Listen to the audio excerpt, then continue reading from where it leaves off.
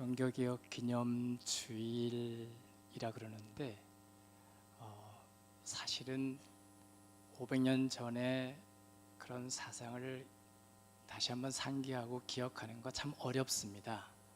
그래서 제가 세 번에 나눠서 하는데, 첫 번째는 루터가 종교개혁 사상을 발견하기까지, 그리고 그 이후에 성경을 어떻게 읽다가 종교개혁 사상을 발견했을까를 좀 우리가 한번 나누고, 두 번째는 성경을 굉장히 강조했는데 성경을 강조하던 루터의 삶이 어땠을까, 현실적으로 그가 살고 있는 시대에서 어땠을까를 한번 살펴보고, 세 번째는 성경을 강조하던 루터를 옆에서 지켜보던 동료들이나 그를 대적하던 적대자들이나 또는 그를 먼 발치에서 바라보던 사람들은 루터를 어떻게 평가하고 바라보았을까를 조명하고자 합니다. 첫 번째는 지금 방송실하고 저하고 사인이 잘 맞아야 됩니다. 제가 오른손을 이렇게 들면은 화면을 좀 넘겨주시기 바랍니다. 지금 화면을 좀 그다음 또 넘깁니다. 많은 사람들이 루터의 탑 사건을 얘기합니다. 탑 사건이라고 보통 얘기하는데, 그 탑이 뭐냐면 장신대 가면 기도탑이 있습니다. 양문교에 기도탑이 있는지 모르겠는데 그 기도탑이 루터의 서재였습니다. 서재. 그래서 우리 큰 주제에서 나의 서재는 이렇게 삼았지요. 루터의 서재에서 성경을 읽고 묵상하고 연구하다가 종교개혁 사상을 발견합니다. 도대체 어떻게 읽었을까요? 또 넘겨주시기 바랍니다. 루터가 성경을 읽을 때 굉장히 관심을 기울였던 것은 단어 하나하나, 이 의미가 무엇일까? 요즘으로는 좀 귀찮죠. 그냥 넘어가고 싶죠. 그런데 단어 하나하나마다 찾아가면서 그 의미가 무엇일까를 파악하면서, 더 중요한 것은 이게 앞단락 뒷단락, 앞장 뒷장과 연결해서 문맥적으로 어떻게 읽어야 하는가에 관심을 가지게 됩니다. 그래서 그 방식으로 한번 마태복음 25장에 나오는 달란트 비유를 읽어보고자 합니다. 달란트 비유 너무 잘 알고 있잖아요. 새로운 게 나올까요? 새로운 게 나올 거 없어요. 그런데 한번 루터가 읽던 방식으로 한번 읽어보면 어떤 해석이 가능할까 한번 살펴보고자 합니다. 달란트 비유를 한번 자세히 보십시오. 보면은 5달란트 받은 자, 2달란트 받은 자, 1달란트 받은 자가 나오는데, 5달란트 받은 자는 2절만 나와요. 2달란트 받은 자도 2절만 나옵니다. 그런데 1달란트 받은 자는 무려 7절이나 나옵니다. 그것은 성경을 읽을 때 이 사람을 좀 유심히 살펴보십시오 라는 주문이 있다고 볼 수가 있습니다. 그래서 그 사람을 한번 유심히 봅니다. 특이한 점이 뭐냐면은 5달란트나 2달란트 받은 자에 비해서 이 사람은 주인을 평가합니다. 주인을 판단합니다. 주인에 대한 자신의 생각을 피력합니다. 첫 번째 뭐라 그러죠? 굳은 사람이다.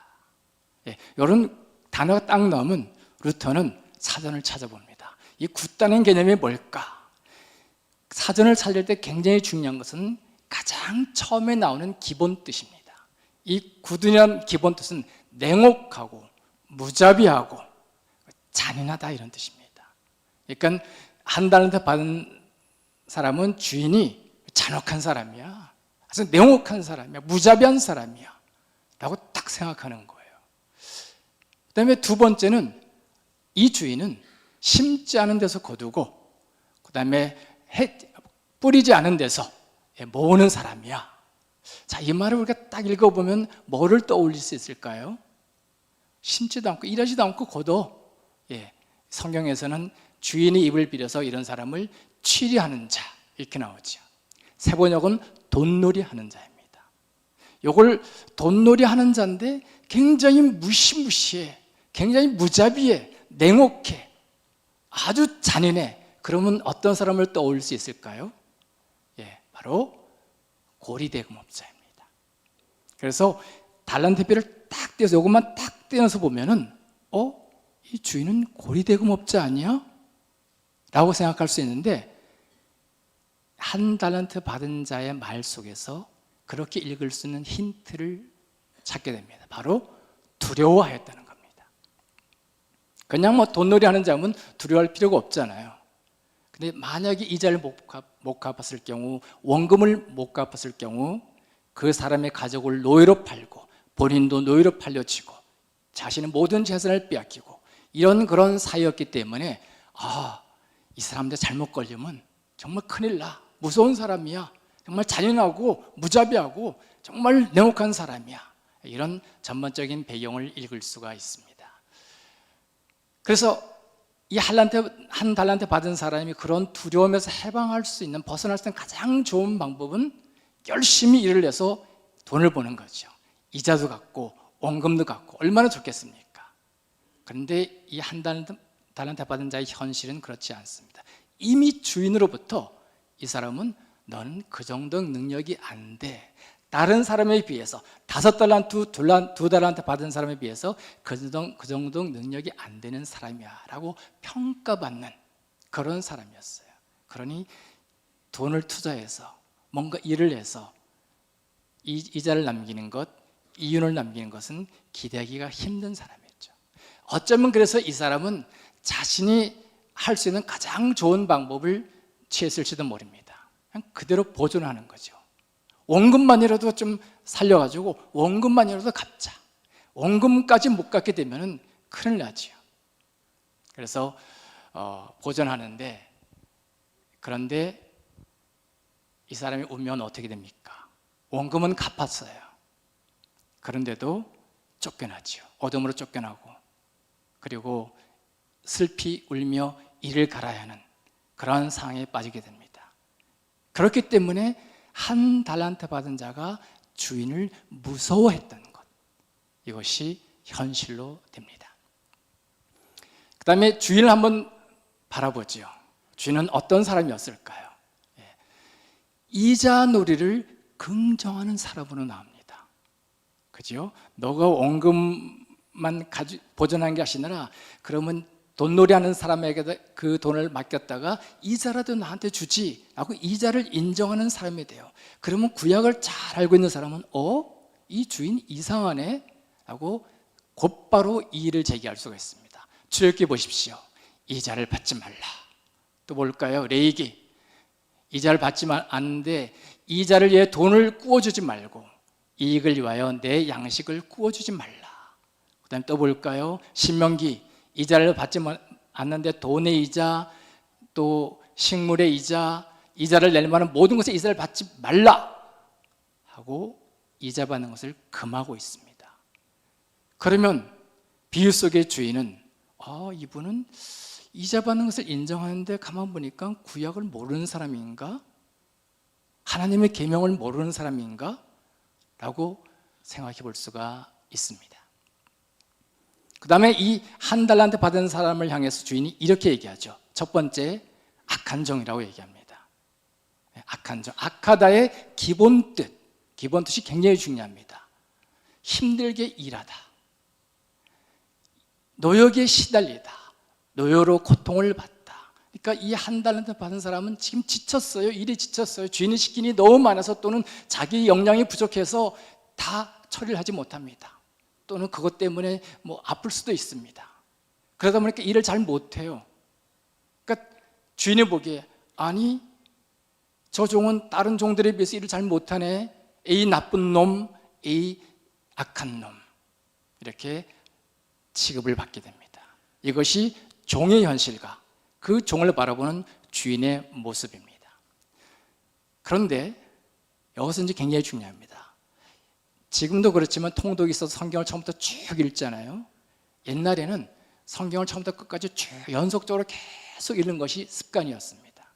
그러다 보니까 앞에 읽었는데 여기 나와요. 그러면 여기 읽으면서 25장 읽으면서 앞에 그때 그 내용이 나왔지 라고 떠올릴 수가 있습니다. 바로 오늘 악한 종이란 말도 마태복음 18장에 나와요. 거기에 보면 이런 내용이 나오죠. 용서에 관한 비유가 나오죠. 1만 달란트 빚진 자, 100다니론 빚진 자. 1만 달란트 빚진 자가 다 탕감을 받습니다. 얼마나 좋아요. 근데 100데나리온 받은 자의 빚을 탕감해 주지 않고 갚을 때까지 오게 가두죠. 그러니까 임금이 뭐라 그럽니까? 이 악한 종아. 중요합니다. 자신의 것을 악착같이 받으려는 자를 향해서 악한 종이란 말을 썼습니다.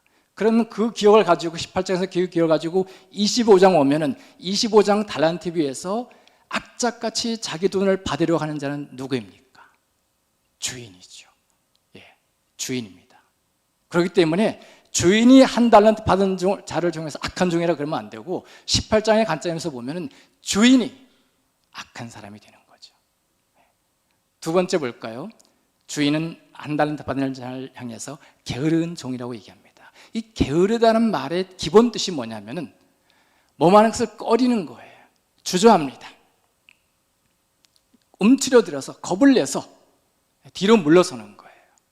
아마 한 달란트 받은 종은 일을 할 때 다른 동료들보다 잘 못해서인지 주인한테 야단도 맞고 지적도 맞고 하면서 때로는 뭐 여러 가지 벌도 받으면서 굉장히 움츠러져 있는 상태일지 모릅니다. 주눅이 들어있어요. 그래서 뭔 일을 능동적으로 주체적으로 잘 못합니다. 그러다 보니까 일도 느려요. 그러니까 주인이 봤을 때는 이 게으른 놈, 그러나 종의 현실을 봤을 때는 나는 그렇게 하려고 하지만 안 되는 거예요. 그러나 고대 사회는 종의 관점이 중요하지 않죠. 오직 주인의 관점만이 중요합니다. 그러니 게으른 종이 됩니다. 그 다음에 또 하나 중요한 게 있죠.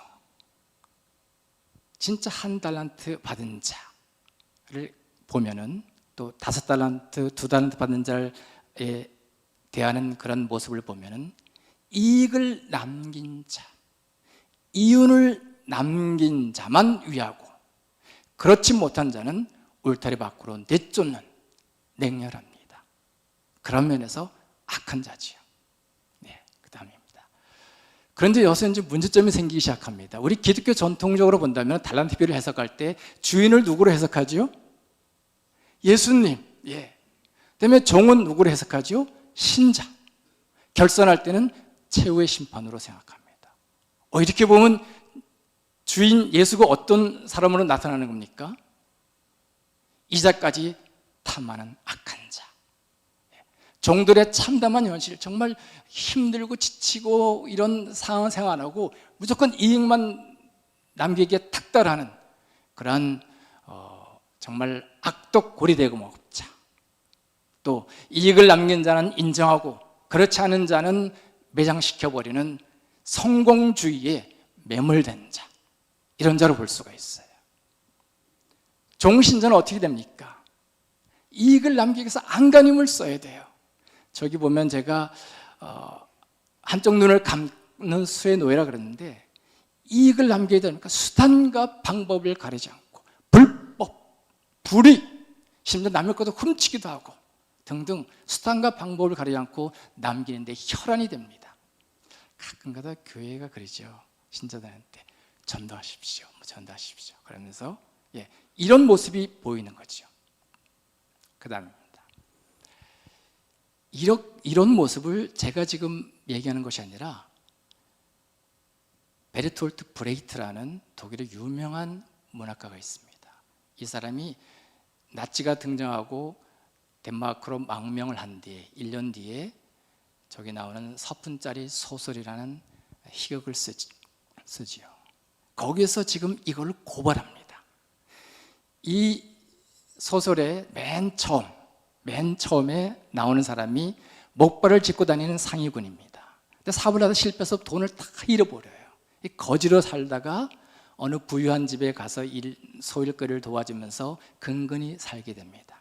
근데 이 사람이 쭉 봐요. 포주인데 돈을 잘 벌어요. 돈을 잘 버니까 그 돈으로 교회 헌금도 많이 합니다. 사회에서 또 여러 가지 사업도 많이 해요. 좋은 사업을. 그러니까 사회에서도 인정받고 교회에서도 인정받아요. 근데 자기가 봤을 때는 참 돈 버는 방법이 아주 나쁜데 그 사회의 여러 사람들을 보니까 수단과 방법을 가리지 않고 불법으로 불의로 돈을 버는 사람들이 사회에서는 인정을 받는 거예요. 교회에서도 5달란트, 2달란트 받은 자라고 아주 추앙을 받습니다. 이런 모습을 쭉 이제 보다가 나중에 마지막 그 한 장 전으로 오면은 그 포주가 죽고 나서 장례식을 치르는 예배당에 참석합니다. 그때 그 교회 목사님이 누가복음에 나오는 문화비유를 가지고 이 사람이 잘 남긴 자로 칭송을 하면서 설교를 하는 거예요. 그런데 이 사람은 그 설교를 들으면서 돌아오면서 내내 아니 그 사람이 잘 충성되고 착한 종이라고 잘 남긴 종이라고 자기가 봤을 때는 아주 나쁜 그런 놈인데 라는 생각을 돌아오고 나서 그날 밤 잠을 자다 꿈을 꿉니다. 꿈을 꾸는데 최후의 심판이에요. 재판관이 자신이에요. 피고가 예수입니다.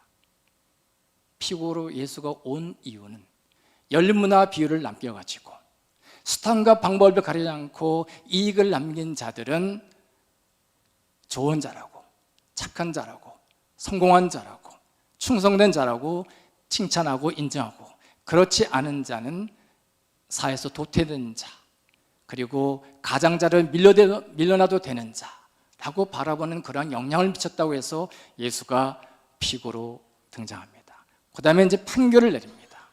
예수 사형입니다. 신자들, 이 비유를 듣고 그렇게 살지 않은 사람, 그렇게 산 사람 사형. 이 비유를 듣고 이 문화 비유가 잘못됐어요, 달란트 비유가 잘못됐어요, 이건 이 사회를 성공지를 몰아가고 우성들은 잘났다고 하고 열성들은 도태시키는, 이건 잘못돼서 정하지 않은 자 사형. 이런 선도를 가합니다. 여기서 우리가 한번 질문해 볼 수가 있어요. 그 잘못 해석한 거야, 그 브레이트라는 사람이 이것을 오해하는 거야, 곡해하는 거야 라고 생각할 수도 있습니다.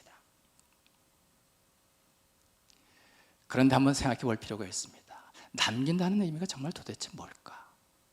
남겨야지만 울타리나 들고 남기지 못하면 쫓겨난다 그러는데 이 남긴다는 의미가 뭘까? 그 다음에 있는 자는 더 풍족히 받고 없는 자는 있는 것까지 빼앗긴다 그랬을 때 있다는 말, 없다는 말은 도대체 무엇일까? 한번 생각해 볼 필요가 있습니다. 그래서 루터처럼 안 되겠다, 이것을 한번 앞뒤를 비교하면서 천천히 읽어보자 시도하는데 문화 비유가 아니라 달란트 비유를 가지고 하려고 합니다. 왜냐하면 달란트 비유는 이 순서를 통해서 마태복음이 말하려고 하는 의도가 분명히 드러나기 때문입니다. 성경이 지금 우리는 장과 절이 있어서 참 읽기 좋잖아요. 그런데 처음부터 장과 절이 있었던 게 없었어요. 아무것도 없었어요. 장도 없고 절 표시도 없었어요. 처음 읽으면 끝까지 쭉 읽다가 어디서 끝내야 될지 모릅니다. 막 그렇게 갑니다. 그래서 옛날 16세기, 17세기 책들을 보면은 마태복음 몇 장 몇 절 이렇게 얘기 안 합니다. 마태복음 몇 장, 마태복음 몇 장. 루터도 마태복음 몇 장까지만 얘기합니다. 절은 얘기 안 합니다. 왜냐하면 루터가 있을 때 절이 없었거든요. 물론 중세부터 장의 구분이 있기 시작했습니다. 그 다음에 절까지 완전히 나오게 된 것은 1551년, 루터가 죽은 뒤지요. 1551년 헬라어 신약 성경을 출판할 때 신학자가 한 것이 아니라, 목사가 한 것이 아니라 출판업자가 사람들의 편을 위해서 나누는 것, 이 중요합니다. 그 사람이 보기에 이렇게 나누면 좋겠다, 이렇게 편하겠다 한 것이 지금과 같은 형태로 굳어졌습니다. 다시 말해서 우리는 성경을 읽으면서 장과 절을 우리가 새롭게 정할 수가 있습니다. 그런 의미로 한번 이 달란트 비유 앞뒤를 한번 읽어보죠. 읽어보니까 5개의 비유가 나옵니다. 마태복음 24장부터 보니까 처음에 보니까 무화과 나무 비유, 충성된 종과 종의 비유, 열처녀 비유, 달란트 비유, 양과 염소 구분의 비유가 납니다. 이걸 자세히 보니까 무화과 나무 비유와 열처녀 비유는 구조가 똑같아요. 똑같은 걸 말하는구나. 중요합니다. 똑같아요. 똑같은 걸 말하는구나. 그 다음 넘어갑니다. 충성된 악한 종에 대한 비유, 그 다음에 달란트 비유, 양과 염소 비유도 똑같습니다. 단 하나만 틀립니다. 앞에는 나누어 주다, 나누어 두지 않다. 양과 염소도 나누어 주다, 나누어 두지 않다가 나오는데 달란트 비유는 남기다, 남기지 않다는 말로만 나오는 게 다릅니다. 굉장히 중요합니다. 잠깐 그 전으로 한번 돌아가죠. 성경에서 A, B, C가 있습니다. 근데 A하고 C하고 구조가 똑같아요. 말한 내용이 똑같아요. 그러면 보통 성경을 읽는 사람은 어떻게 해석하냐면 중간에 있는 B를 A와 B의 관점으로 읽어라. 그게 굉장히 중요한 원칙 중에 하나입니다. 그럼 여기서 뭐지요? 달란트 비유를 나누어 주고 나누어주지 않고 나누어주지 않는 그런 이야기로 읽어라 하는 뜻입니다. 마태복음 그런 의도로 이렇게 순서를 정했습니다. 그렇게 읽으면 어떻게 될까요? 5달란트와 2달란트 받은 자가 한 게 뭐지요? 24장에 충성된 종처럼 자격이 있는 것을 잘 나누어 준 겁니다. 근데 나누어 줬는데 어떻게 나누어 줬냐 하면은 25장의 의인처럼 줄인 자에게 먹을 것, 헐벗은 자에게 입을 것 등등등 이렇게 나누어 준 것입니다. 그러면은 남은 것은 뭘까요? 남은 것 달란트 남겼나요? 달란트는 다 사용했습니다. 없습니다. 뭐가 남겼어요? 정말 주님께서 기뻐하는 사람을 남겼습니다. 그런 사람은 어떤 사람이에요? 5달란트, 2달란트 받은 사람이 먹을 것을 주어서 먹은 자, 입은 자, 병문안 한 자, 이런 자가 남은 거예요. 똑같은 방식으로 1달란트 받은 자가 한 것은 뭘까요? 24장에 악한 종처럼 나누어주지 않았습니다. 1달란트 받은 자 정말 그대로 놔뒀잖아요. 나누어주지 않았어요. 나눠주지 않았다는 것은 25장에 저주받은 자처럼 헐벗은 사람, 목마른 사람, 굶주린 사람 아무것도 나눠주지 않았죠. 그래서 그가 남긴 것은 무엇입니까? 공교롭게도 1달란트는 그대로 남겼습니다. 그러나 주님께서 기뻐하는 사람을 남기지 않았습니다. 그런 면에서 자기만 생각하는 악한 자, 그리고 나누어 주는데 게으른 자라고 할 수가 있습니다. 여기서 이제 우리가 질문해 볼 수가 있습니다. 남기다, 우리 성경에 남기다는데 이게 사람을 얻다 이렇게 해서 되는가? 논리 비약이 아닌가? 생각해 볼 수가 있죠. 그런데 마태복음을 쭉 읽다 보면 다시 18장으로 돌아갑니다. 18장에 가면은 똑같은 남기다는 말인데 여기는 뭐라고 번역되어 있죠? 얻다로 번역되어 있습니다. 그래서 영어 성경에 이런 데 보면은 이 남기다는 말을 얻다는 말로 표현하고 있습니다. 얻다.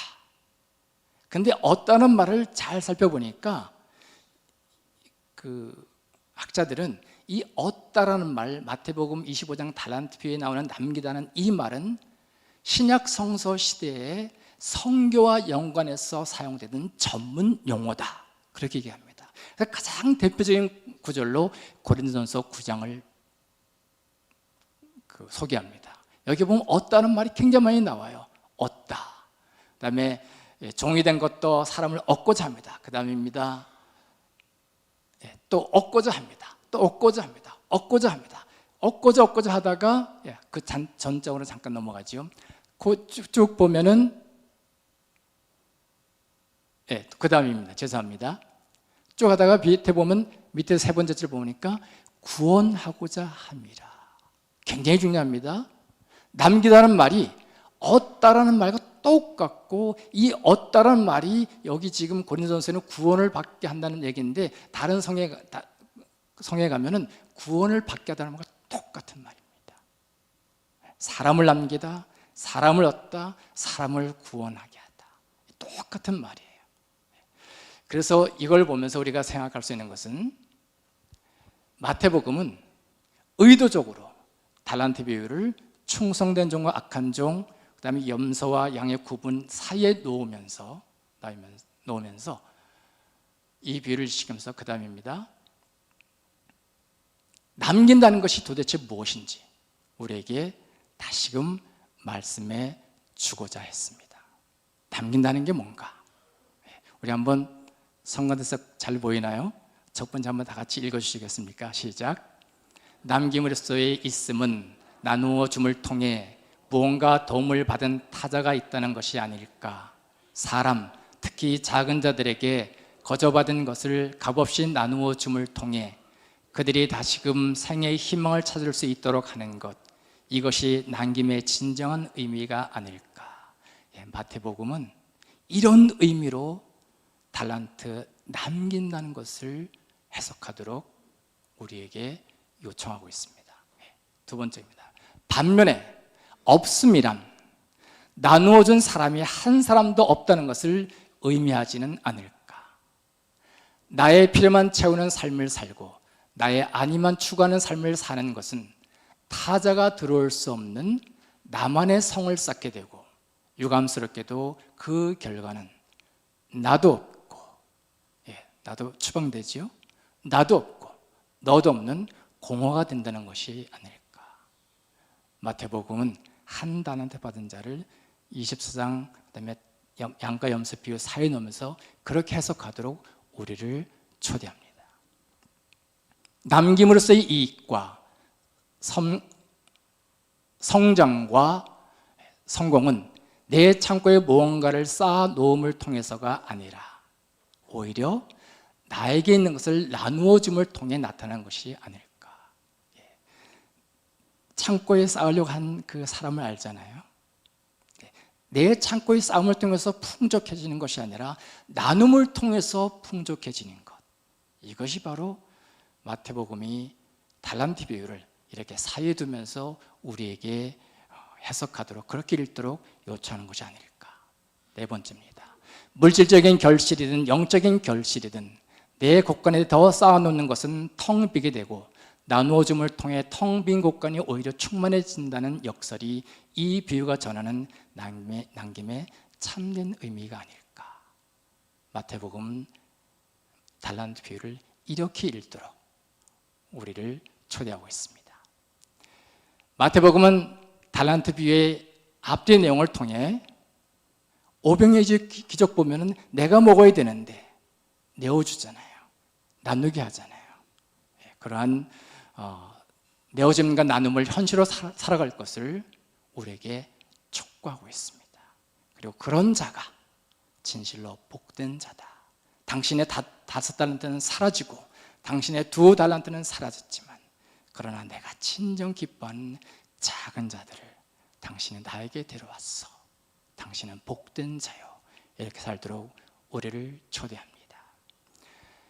기도를 우리 다 같이 앞에 모여서 함께 읽도록 하겠습니다. 사람을 얻기 위해 이 땅에 오신 주님, 마태복음을 통해 우리에게 맡겨진 달란트를 어떻게 사용해야 할지 돌아봅니다. 자신 있게 자랑할 만한 것이 없어 망설이기도 하는 우리이지만 지나온 삶의 간이역을 돌아보니 우리가 나누어준 달란트를 통해 삶의 희망을 찾은 누군가가 미소 짓는 모습이 보입니다. 또 다른 삶의 간이역에선 우리가 나누어준 달란트로 생의 허기를 채운 이들이 희망의 철로를 놓는 모습이 보입니다. 척박한 삶의 한 계곡에선 이런저런 이유로 밀려나 배척받은 이들이 우리가 나누어준 달란트를 통해 새하늘과 새 땅을 건설하며 부르는 환희의 노랫소리가 들립니다. 하나님, 주님께서 우리에게 주신 달란트는 하나도 없지만 우리의 삶의 지도 이곳 저곳에 그려진 이들의 모습이 어찌나 아름다운지요. 올 가을에도 이런 남김의 신비가 실체가 되었으면 좋겠습니다. 그래서 한 해의 매듭을 지을 때마다 우리로 인해 삶의 희망을 찾은 사람들의 이야기로 가득 차면 좋겠습니다. 우리의 인생 자체를 그렇게 살아가도록 당신의 영으로 도와주옵소서. 예수님의 이름으로 기도드립니다. 아멘.